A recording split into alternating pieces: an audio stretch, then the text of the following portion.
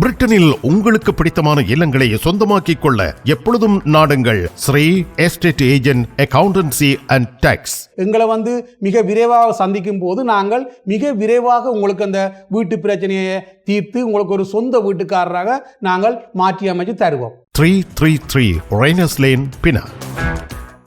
தமிழ் உறவுகளே வணக்கம். இப்பொழுதும் நாங்கள் London Rayners Lane Shri estate agent உரிமையாளர் ராஜன் அவர்களை சந்திக்கின்றோம். வீடுகள் வாங்குவது, வீடுகள் விற்பது என்பதில் மிக நீண்ட கால அனுபவம் பெற்றவர். மக்களுக்கு எது தேவையோ, எவ்வாறு அவற்றை மேற்கொள்ள வேண்டுமோ அவ்வாறு மிக சிறப்பாக அவர்களுக்கு எடுத்து கூறி தங்களுடைய வாடிக்கையாளர்களை மிக அன்பாகவும் ஆதரவாகவும் வழிநடத்தி வருகின்ற ஒருவர் ராஜன் அவர்கள். அவரையே இப்பொழுது சந்திக்கின்றோம். வணக்கம் ஸ்ரீ எஸ்டேட் ஏஜென்ட் உரிமையாளர் ராஜன் அவர்களே. வணக்கம். வணக்கம். நாம் போரை தவிர்த்து பேச முடியாத நிலைமை இருக்கின்றது. போர் நடந்து கொண்டிருக்கின்றது. அமைதி பேச்சுவார்த்தை என்ற பேச்சுக்களும் நடைபெற்றுக் கொண்டிருக்கின்றன. அமைதியாக உலகம் இருக்க வேண்டும் என்பதுதான் எல்லோருடைய விருப்பமாகவும் இருக்கின்றது. உலக நாட்டு தலைவர்கள் பலர் இதற்காக பகீரத பிரயத்தனம் மேற்கொள்கின்றார்கள். அந்த ஹோர்முஸ் நீரிணை இயங்க வேண்டும். ஹோர்முஸ் நீரிணை எவ்விதமான பிரச்சனையும் இல்லாமல் இயங்கினால் தான் இந்த உலகத்தில் எண்ணெயாக இருந்தால் என்ன, உணவு வகைகளாக இருந்தால் என்ன, எல்லாம் மக்களுக்கு இலகுவாக கிடைக்கக்கூடியதாக இருக்கும். இப்பொழுது நாளும் பொழுதும் விலைகள் அதிகரித்து செல்கின்றன. பொருளாதாரம் என்பது மிகப்பெரிய கேள்விக்குறியாக அமைந்திருக்கும் இந்த நேரத்தில் இது பற்றியெல்லாம் எடுத்து கூறக்கூடிய ஒருவராக நீங்கள் திகழ்கின்றீர்கள். இப்பொழுது நீங்கள் கூறக்கூடியவை என்ன? இன்றைய நிலவரம் என்று சொன்னால், பிரித்தானியாவின் பொருளாதாரம் குறிப்பாக சொல்றேன்னு சொன்னால், இன்றைய நிலவரம் ப்ராப்பர்ட்டி மார்க்கெட்ல ஒரு பாரிய வீழ்ச்சி ஏற்பட்டிருக்கிறதாக அறிவிக்கப்பட்டிருக்கு. என்னன்னு சொன்னா, ஈரான் போர் அதை பெரிய அளவுல பாதிக்கப்பட்டிருக்கு. அதே போன்று மத்திய வங்கி அநேகமாக வார 19ஆம் தேதி 0.25% இன்ட்ரெஸ்ட் ரேட்டை குறைக்கிற பட்சத்துல பிரித்தானியாவின் பொருளாதாரம் ஒரு சுமுத்தா போகக்கூடிய வாய்ப்புகள் தெரிகிறது. ஆனா இருந்த போதிலும் இந்த என்னன்னு சொல்ற அந்த வளைகுடா யுத்தம் தொடர்ந்து அது நீடிக்க போகுது. அதாவது பெரிய அளவுல யுத்தம் இல்லாட்டிலும் அது ஒரு சாதாரணமா சுமுத்தா அந்த யுத்தம் நடந்திருக்க போகுது. ஏன்னு சொன்னா, அப்பதான் இந்த சீனாவையும் இந்தியாவையும் பொருளாதாரத்துல அமெரிக்கா வீழ்த்தக்கூடிய ஒரு சூழ்நிலை இருக்கிறதால அந்த விடயம் இங்க பிரித்தானியாவிலையும் ஐரோப்பிய நாடுகள்லையும் பொருளாதாரத்தில் ஒரு பாரிய வீழ்ச்சியை சந்திச்சிருக்கணும். என்னன்னு சொன்னா, எல்லா போக்குவரத்து, அதாவது ஏற்றுமதி இறக்குமதியில ஒரு பாரிய வீழ்ச்சி ஏற்பட்டிருக்கு. பெட்ரோல் பிரைஸ்கள்ல ஒரு பாரிய ஒரு வீழ்ச்சி, அதாவது பிரைஸ்கள் அதிகரிக்கப்பட்டிருக்கிறதால விமான போக்குவரத்துகள் எல்லாம் நிறைய, அதாவது இந்த சம்மர் ஹாலிடே இதுகள் வருகிறது, கன போக்குவரத்துகள் எல்லாம் விமான போக்குவரத்துகள் எல்லாம் நிறுத்தப்பட்டிருக்கிறது. இப்படி பல விடயங்கள் பிரித்தானியாவின் பொருளாதாரத்தை கடுமையாக பாதிக்கப்பட்டுள்ளது. பிரித்தானியாவோட பொருளாதாரம் மிக மிக கடுமையாக பாதிக்கப்பட்டு வருகிறது.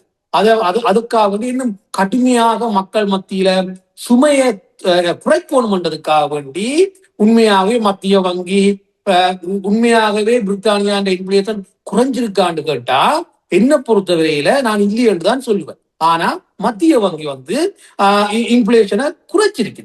ஏன்னு சொன்னா, அப்படி குறைச்சாத்தான் இந்த முறை அவைகளால அந்த வட்டி வீதத்தை மத்திய வங்கியின் 3.75 3.5 கொண்டு அந்த மக்கள் மீது இருக்கிற சுமை, அதாவது மோர்கேஜ் கட்டுறது, மற்ற இதுகளுக்கு மந்த்லி பேமெண்ட் செய்யறது எல்லாம் கொஞ்சம் குறைக்கக்கூடிய மாதிரி இருக்கும். அப்ப மக்களுடைய சுமையை குறைக்கிறதுக்காக வேண்டித்தான் இந்த இன்ஃப்ளேஷனை அரசாங்கம் மத்திய வங்கி குறைச்சிருக்குன்றத நான் எண்ணுறேன். ஏன்னு சொன்னா, நான் இந்த இன்ஃப்ளேஷன் குறைஞ்சதால ஒரு மாற்றத்தை நாங்க காண்றோமாண்டா நிச்சயமாக தற்போது இல்லை. ஏன்னு சொன்னா, பெட்ரோல் பிரைஸ் அதிகரிச்சுதான் போகுது. ஆகவே அதுல எங்களுக்கு ஒரு பாரிய ஒரு லாபமோ அல்லது மந்த்லி பேமெண்ட்ல மட்டும்தான் ஒரு 0.25% குறைச்சி நாங்கள் பே பண்ணக்கூடிய ஒரு விடயம் இருக்கிறது. மற்றும்படி பிரித்தானியா பொருளாதாரத்துல வளர்ச்சி என்பது தற்போதைக்கு இல்லை. ஆகவே வளர்ச்சி ஏற்பட்டால்தான் ஒரு மாற்றத்தை கொண்டு வரலாம். தற்போது வரைக்கும்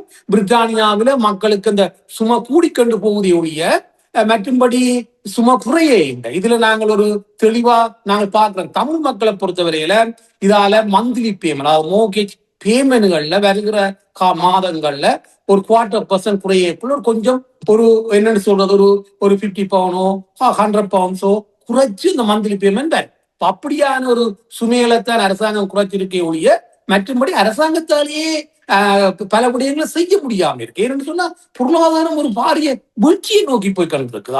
அதனால உண்மையாகவே நாங்கள் பல விடயங்களை கொடுத்திருந்துதான் பார்க்கணும். அப்படி ஒரு மாற்றம் பெறுவதாக இருந்தாலும் பிரித்தானியாவில கிட்டத்தட்ட 1 வருடமாவது எடுக்கும் ஒரு அளவு நோமல் நிலைமைக்கு வர்றதுக்கு. போரின் நிலைமை என்பது எவ்வளவு தூரம் பாதிப்புகளை ஏற்படுத்தி கொண்டிருக்கின்றது என்பதை மிக தெளிவாக நீங்கள் எடுத்து கூறியிருக்கின்றீர்கள். பண வீக்கம் குறைந்திருப்பதாக வங்கி அறிவித்திருந்தாலும் கூட பண வீக்கம் குறைந்ததாக தெரியவில்லை. ஏனென்றால் மக்கள் அன்றாடம் தங்களுடைய செலவுகளை மேற்கொள்கின்ற பொழுது அந்த பணவீக்கம் குறைந்ததாக தெரியவில்லை என்பதே தெரிகின்றது என்பதை நீங்கள் எடுத்து கூறியிருக்கின்றீர்கள்.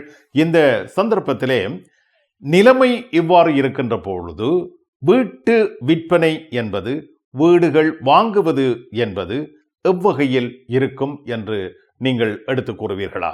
நிச்சயமாக இந்த சந்தர்ப்பத்தை தமிழ் மக்கள் பயன்படுத்தி அந்த இல்லாதவர்கள் இந்த வேளையில ஒரு வீட்டை வாங்க முற்பட வேண்டும். ஏனென்று சொன்னா வீடின் விலையில ஒரு பாரிய வீழ்ச்சி ஏற்பட்டிருக்கு.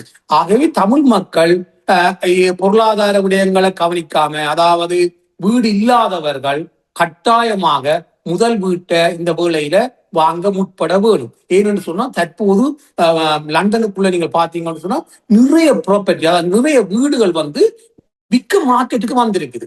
ஆனா வாங்குறதுக்கு பாயர் இல்லை. கிட்டத்தட்ட பாத்தீங்கன்னு சொன்னா முந்தி ஒரு வீட்டை 10 பேர் 12 பேர் போட்டியாக வாங்கக்கூடிய வாய்ப்புகள் இருந்தது. தற்போது அப்படி இல்லை. எங்கள்கிட்டயே ஒரு வீடு விற்க வந்திருக்குது. அந்த வீட்டின் விலை ஒரு 550 போகக்கூடிய வீடு 5க்கு வந்திருக்குது. அப்ப அப்படியான வீட்டை நாங்கள் விற்க முடியாம இருக்கிறோம் சொன்னா பாயர் மார்க்கெட்ல இல்லை. ஆகவே தமிழ் மக்கள் முன்வர வேணும். இந்த ஒரு வீடு இல்லாதவர்கள் கட்டாயம் இந்த வேளையில ஒரு வீட்டை வாங்க முந்த வேணும். இது அவர்கள் பின்னர் யோசிப்பினம். ஏன்னு சொன்னா இது ஒரு வருடம் 2 வருடங்களுக்கு தான் இப்படியான ஒரு தாக்கத்தை தரலாம். அதுக்கு பிறகு வீட்டின் விலை தெரியும். நாங்கள் 25 வருஷமாக 25,000 தமிழர்களுக்கு மேல வீடுகள் கடைகள் வாங்கி கொடுத்திருக்கிறோம். அந்த நேரத்துல வீடுகள் வாங்கி கொடுக்கக்குள்ள 150, 175. இன்றைக்கு அதே வீடுகள் 600, 700. அப்ப அதுக்குள்ள எத்தனையோ பொருளாதார வீழ்ச்சிகள் ஏற்பட்டது. செப்டம்பர் 11 போன்ற பல விடயங்கள் பிரித்தானியாவில் நடந்தது. ஆனால் 1 வருஷம் 2 வருஷம் ஒரு ப்ராப்பர்ட்டி மார்க்கெட் ஒரு லெவல்ல இருந்துட்டு பின்னர் அது டபுள் ஆகவும் ட்ரிபிள் ஆகவும் அந்த பிரைஸ்ல கூடும். இந்த சந்தர்ப்பத்தை எங்களுடைய தமிழ் சமூகம் பயன்படுத்த வேணும். பொருளாதாரத்துல எங்களுடைய சமூகம் அசைக்க முடியாத ஒரு சமூகமாக பிரித்தானியாவில் இருக்கணும் என்றுதான் என்னுடைய அபிப்பிராயம். உலக நிலைமைகள் எவ்வாறாக இருந்தாலும் நாம் வாழ்ந்தாக வேண்டும். நாம் அன்றாடம் எப்படியோ எங்களுடைய வசிப்பிடத்திற்கு ஒன்றில் நாங்கள் வீட்டு வாடகையை செலுத்திக் கொண்டிருக்கின்றோம், அல்லது மோட்கேஜ் செலுத்துகின்றோம், வங்கி கடனை செலுத்துகின்றோம். அவ்வாறு இருக்கின்ற பொழுது வாடகை வீட்டில் இருப்பவர்கள் சொந்த வீட்டுக்கு உரிமையாளராக, ஒரு வீட்டுக்கு உரிமையாளராக மாற வேண்டும் என்ற கருத்தை அடிக்கடி வலியுறுத்தி வருகின்ற நீங்கள் அதனையே இப்பொழுதும் எடுத்து கூறியிருக்கின்றீர்கள். இன்றைய பதிவை இத்தோடு நாங்கள் நிறைவு செய்து கொண்டு மீண்டும் அடுத்த பதிவில் சந்தித்துக் கொள்வோம். மிக்க நன்றி ராஜன் அவர்களே. நன்றி, வணக்கம். பிரிட்டனில் உங்களுக்கு பிடித்தமான இல்லங்களை சொந்தமாக்கிக் கொள்ள எப்பொழுதும் நாடுங்கள் Sri estate agent accountancy and tax. எங்களை மிக விரைவாக சந்திக்கும் போது நாங்கள் மிக விரைவாக உங்களுக்கு அந்த வீட்டு பிரச்சனையை தீர்த்து உங்களுக்கு ஒரு சொந்த வீட்டுக்காரராக நாங்கள் மாற்றி அமைச்சு தருவோம். 333 ரெய்னர்ஸ் லேன், பினாங்.